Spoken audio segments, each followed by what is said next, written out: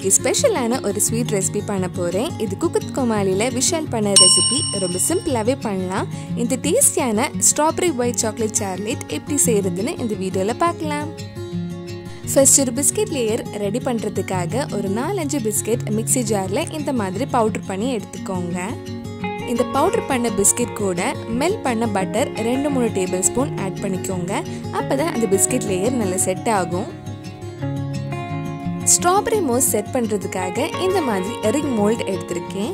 இது உங்ககிட்ட இல்லைன்னா அலுமினியம் ஃபாயில் யூஸ் பண்ணி இந்த மோல்ட் ரெடி பண்ணிக்கோங்க. இந்த மாதிரி லைட்டா பிரஸ் பண்ணி விட்டுக்கோங்க.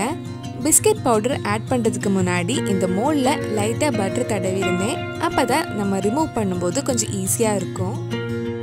இதுக்கு மேல கட் பண்ண ஸ்ட்ராபெரி ஸ்லைசஸ் இந்த மாதிரி ரவுண்டா வைக்கலாம். இது ஒரு 10 நிமிஷம் ஃப்ரிட்ஜில் வச்சிருங்க, கொஞ்சம் செட் ஆகிறதுக்கு.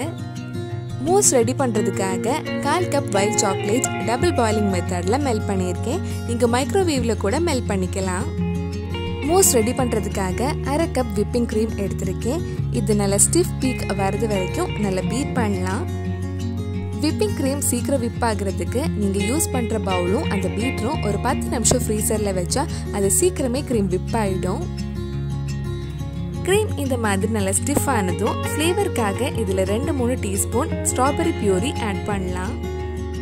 இது கூட இனிப்புக்காக நம்ம மெல்ட் பண்ண ஒயிட் சாக்லேட் ஆட் பண்ணலாம். உங்களுக்கு எவ்வளோ இனிப்பு வேணுமோ அதுக்கேற்ற மாதிரி நீங்கள் ஒயிட் சாக்லேட் எடுத்துக்கலாம். ஒயிட் சாக்லேட் நீங்கள் ஆட் பண்ணும்போது சூடாக இருக்கக்கூடாது, நல்லா ஆறுனதுக்கு அப்புறம் ஆட் பண்ணுங்க. சூடாக ஆட் பண்ணால் நம்ம விப் பண்ண விப்பிங் க்ரீம் மெல்ட் ஆகிடும். இப்போ நம்ம க்ரீம் ரெடி ஆயிடுச்சு.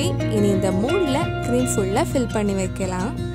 நம்ம சேனலில் இதுக்கு முன்னாடி நிறைய sweet recipe, dessert recipe, குக்குத் Comali recipes எல்லாம் பண்ணியிருக்கேன்.